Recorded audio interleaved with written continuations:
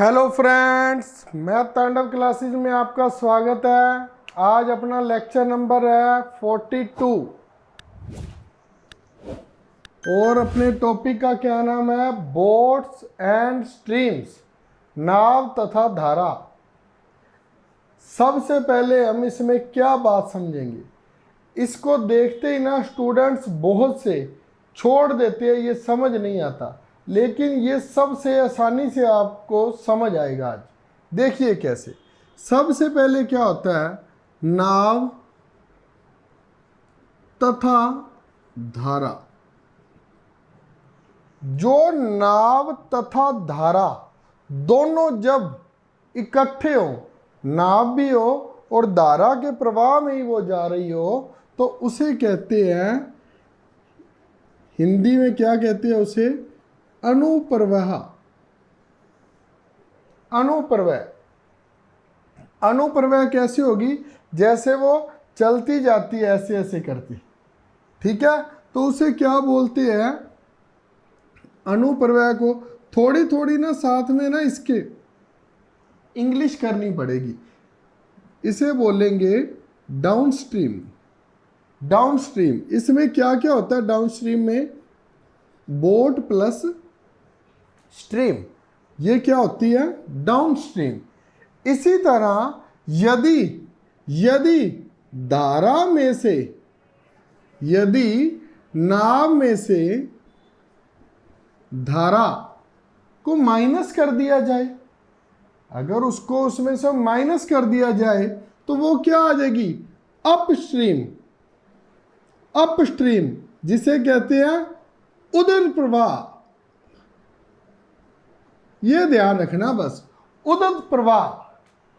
जब एग्जामिनर ने English medium ना आ रहा हो तो उसने थोड़ा सा कंफ्यूज करना हो, वैसे तो आजकल ऐसा कुछ रह ही नहीं गया अभी इंग्लिश मीडियम ना आए। आप हमेशा इस तरह से याद रखना, अगर हम कहीं पर चढ़ेंगे तो हमारा जोर ज़्यादा लगेगा, तो हमारी स्पीड क्या आएगी? कम होगी। हम कम डिस्टेंस को ज़्यादा समय में कवर कर पाएंगे। और अगर यहीं से कहीं उतरते हैं, उतरने को क्या कहेंगे? डाउन। तो उसमें वो प्रवाह में उतरते हैं, जल्दी उतर जाएंगे। चढ़ेंगे तो टाइम लगेगा। अप स्ट्रीम है, इसे कैसे बोलते हैं? B minus S. बी का मतलब बोट, एस का मतलब स्ट्रीम। वैसे ये क्या हो गया? Up stream. आप इन दोनों बातों को बेसिकली याद रखना। सबसे पहले आप इन दोनों बातों को याद रखना भी। ये होता क्या है? ये अप हो गया, वो डाउन हो गया।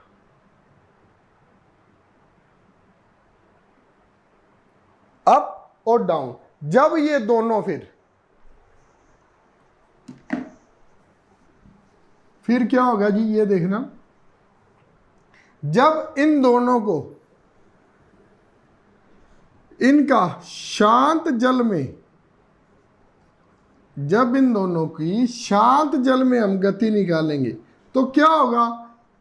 होगा क्या फिर? शांत जल में जब इन दोनों का निकालना होगा तो अप स्ट्रीम है, जो डाउन है और अप है, इन दोनों का जोड़ करके और बटा 2 कर देंगे। इन दोनों का जोड़ हो जाएगा और बटा क्या कर देंगे? 2 कर देंगे। ये आपने देखना है, ये मेन है। ये फिर इसी से रिलेटेड ये बन गया। अगर कोई और आया तो और भी बता दूंगा। अब सम करना शुरू करते हैं। सबसे फर्स्ट सम, ये हमारी जो है ना शांत जल में गति, ये गति किसकी आती है? ये ध्यान रख लेना, ये नाव की गति आती है शांत जल में। शांत जल में जब गति आएगी तो नाव ही आएगी ना, भी नाव किस गति से चलती सॉरी। अब देखिए फर्स्ट सम देखता हूं मैं करवाऊंगा प्रीवियस वाला ही। फर्स्ट सम है, एक नाव 11 किलोमीटर प्रति घंटे की गति से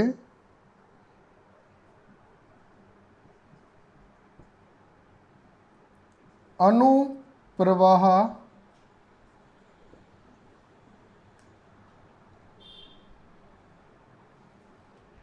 जल में चलती है तथा उदत प्रवाह से 5 किलोमीटर प्रति घंटे की गति से वापिस आती है।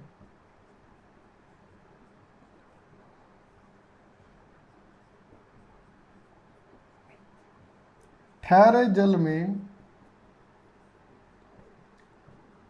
नाव की गति बताएं। ये लीजिए, ठहरे जल में नाव की गति बताएं। नाव जाती कितने किलोमीटर है जी? 11 किलोमीटर प्रति घंटा। किस में? अनुप्रवाह। अनुप्रवाह डाउनस्ट्रीम में, डाउनस्ट्रीम में वो जाती है। इसका मतलब क्या हो गया? जब अनुप्रवाह लिख दिया ना उसने, इसका मतलब क्या हो गया? इसमें बोट और स्टीम दोनों शामिल है। इससे हमें कुछ नहीं लेना। हमें क्या पूछा है? ठहरे जल में। इसका मतलब इसमें क्या है? अभी आपने करना है तो एक बार शुरू से तो इसको करवाऊंगा। इसमें बोट और स्टीम दोनों शामिल है। इसमें से बोट में से धारा है जो माइनस की गई है। अब देखना हमें क्या पूछा है? ठहरे जल में। ठहरे जल में तो हम क्या करते हैं? डाउनस्ट्रीम प्लस अपस्ट्रीम बटा 2। बस डाउनस्ट्रीम कितनी है? 11 किलोमीटर प्रति घंटा। लिखने की जरूरत नहीं है, लेकिन आपको समझाने के लिए 11 किलोमीटर लिख दिया। 11 किलोमीटर साथ में लिखने की जरूरत नहीं है। क्या आ गया? 5 किलोमीटर बटा 2। ये लीजिए, ठहरे जल में गति क्या होगी नाव की? 8 किलोमीटर प्रति घंटा। 8 किलोमीटर प्रति घंटा। अब मैं 2 सम लिखता हूं।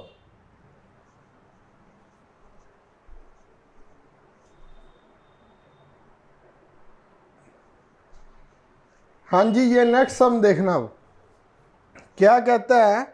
एक नाविक अनुप्रवाह में 16 किलोमीटर 2 घंटे में जाता है। अब ये ना उसकी बात देखो, वो कैसे लिखता है। अब 16 किलोमीटर के साथ उसने एच नहीं लगाया।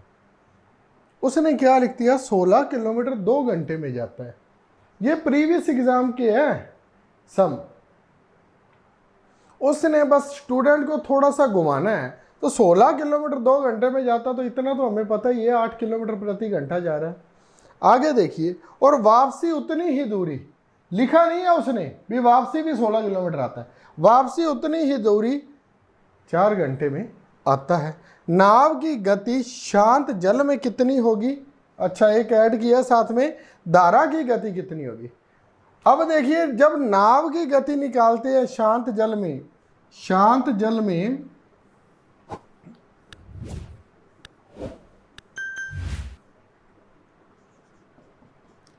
जब शांत जल में नाव की गति निकालते हैं तो कैसे निकालते हैं?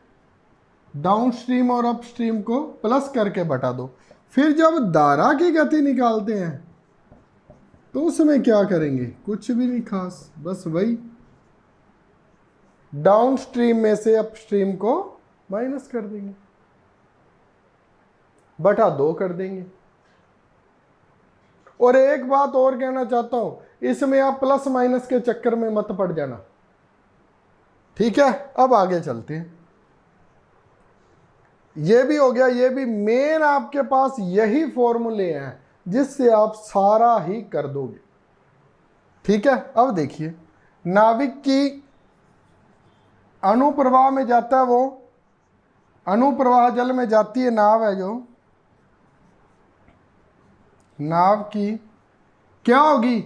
जब वो अनुप्रवाह में जा रही है तो क्या होगी?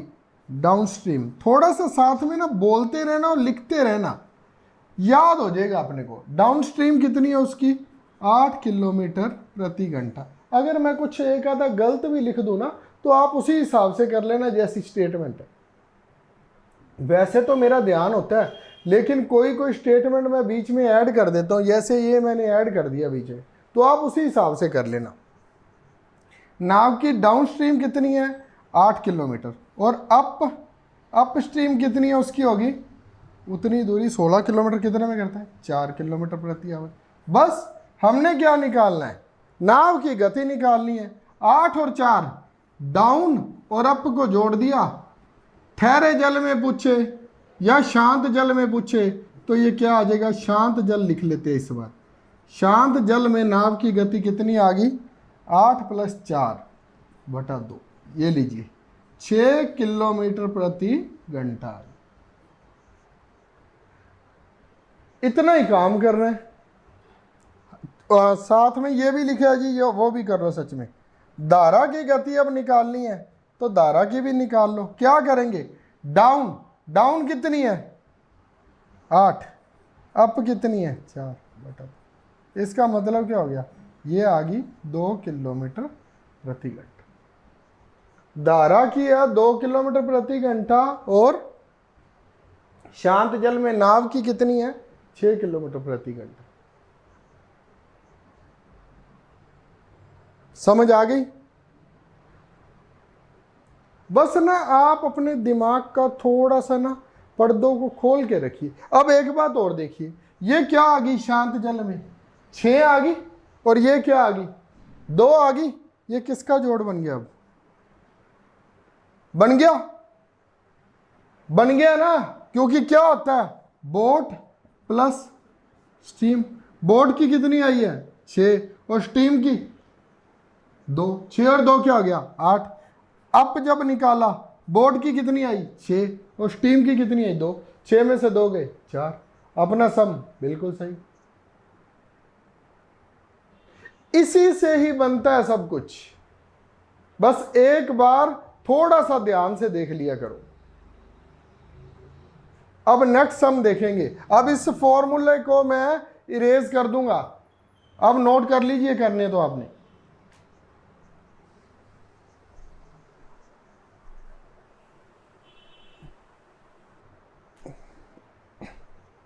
हाँ जी स्टूडेंट्स, ये देखिए अब थर्ड सम देखिए। मैंने फॉर्मूले वहां पर लिख दिए हैं, डाउन के साथ एस लिख दिया, इसका मतलब स्ट्रीम है। बोट और स्टीम दोनों का जुड़ गया अप स्ट्रीम, शांत जल में धारा की गति। ये चारों फार्मूले आप याद रखना। अब देखिए सम देखिए, एक नाव 12 मिनट में 3 किलोमीटर गति अनुप्रवाह उद्र प्रवाह प्रतिकूल अनुकूल, ये ध्यान रखना। अनुप्रवाह और अनुकूल एक ही हो गया, उद्र प्रवाह और प्रतिकूल।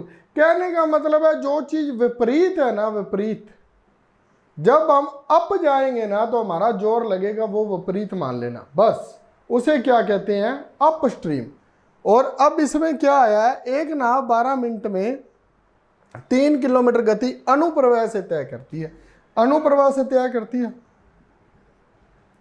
12 मिनट है जी, करती कितनी है 3 किलोमीटर, कितने पर 12 मिनट पर।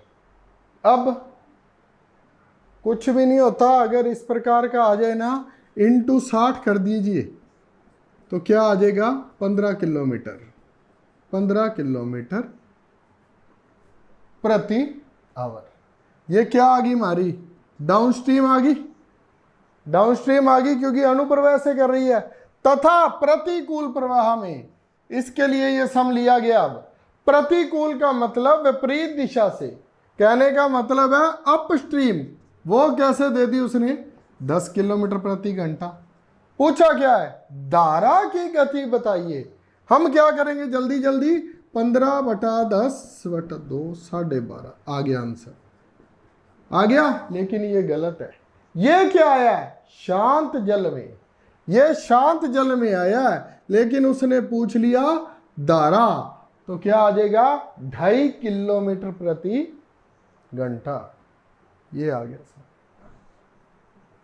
ये देखिए फोर्थ वन, मजे वाला सम आ गया जी। ये SBI PO में आया हुआ है, ये प्रीवियस एग्जाम में। एक नाव 8 घंटे 48 मिनट में एक निश्चित प्रतिकूल दूरी तय करती है। देखिए वो क्या बोल रहा है। पहले अब उसने क्या दे दिया, प्रतिकूल। हर बार वो क्या देता है, अनुप्रवाह, डाउन स्ट्रीम देता है। लेकिन अब उसने कौन सी दे दी, अपस्ट्रीम। कोई बात नहीं, लिख लेते हैं। अपस्ट्रीम कितनी है उसने, 8 घंटे 48 मिनट। कितनी दूरी तय करता है, दूरी तो दी नहीं है जी, एक निश्चित दूरी है। चलो 8 घंटे 48 मिनट। अब उसने जानबूझकर इस प्रकार का दिया है ताकि बच्चे इसमें कंफ्यूज हो जाएं। कंफ्यूज नहीं होना है। 8 घंटे 48 मिनट दिया तो नीचे क्या कर लो, 60 से भाग कर लो, इसे भी घंटे बना देते हैं। 12 चौक 48, 12 पाँजी 60, 8 सही 4/5। क्या लिख सकते हैं, 8 पंजा 40 और 4 44/5 घंटे। ये लिख लिया। ना भी लिखोगे 8 सही 4/5 लिख लोगे, उससे भी करवा दूंगा। निश्चित दूरी तय करती है। दूरी क्या मान लें, x। पता ही नहीं तो x मान लेते हैं। अप स्ट्रीम की x मान ली, डाउन स्ट्रीम की अब क्या माने, वही अनुप्रवाह दूरी वो करती है 4 घंटे में। 4 घंटे में वो क्या मान लें, y। वो करती है x दूरी, ये y। इसको x क्यों नहीं मान सकते, क्योंकि दोनों एक निश्चित दूरी तय करते हैं, लेकिन समय दोनों का अलग अलग होता है। वो करती है 44/5 घंटे में, ये करती है 4 घंटे में। अब निकालना क्या है, ये भी बहुत इंपॉर्टेंट है जी। अब नाव की गति तथा जल की गति।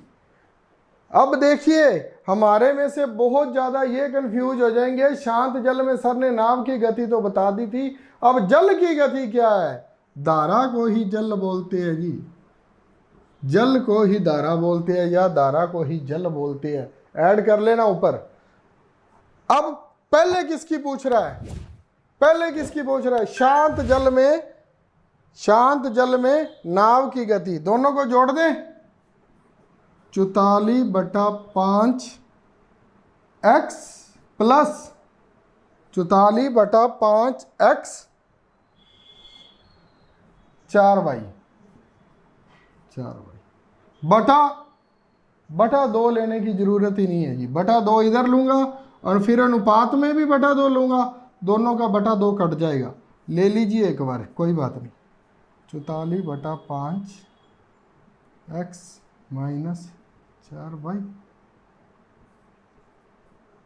कट गया। अब ये लेने की जरूरत ही नहीं थी। अब हमारे पास क्या आ गया, 44/5 x plus 4y, 44/5 x minus 4y। अब ये दोनों आपस में बराबर है। इन दोनों का हमने क्या लेना है, अनुपात लेना है। अब हमारे पास क्या ऐसा सिस्टम है, क्या ऐसा सिस्टम है, हम इसको मान लीजिए 4y से 4y सीधा काट ही देते हैं। ये कोई ऑप्शन 1 और 2 है, इसको काट देंगे। अब इसमें से एक की वैल्यू बनानी पड़ेगी, क्योंकि इसमें अनुपात है, ऐसे काट नहीं सकते आप। कभी 1 और 2 स्टेटमेंट बना लो। मैं इधर ही लिख दूं, क्योंकि मेरे को पता है ना, अनुपात का मतलब है इसे हम सीधा ऐसे काट नहीं सकते, ना ही इसमें कोई गुना का निशान है या कुछ है इधर से इधर लाके। अगर ये प्लस 4y है तो वो इधर आएगा तो वो प्लस हो जाएगा। वो प्लस और प्लस होता तो आपस में काट लेते। अब इसको काटेंगे कैसे और क्या आएगा, क्या आएगा,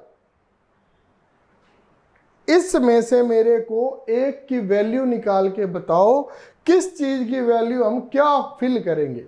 अपने इतना कुछ किया है, एक सिंपल सा स्टेप है ये, इतना मैथ कर लिया। आज अपना 42वां लेक्चर है, यहां से मेरे को ये आप सोल्व करके दिखाओगे।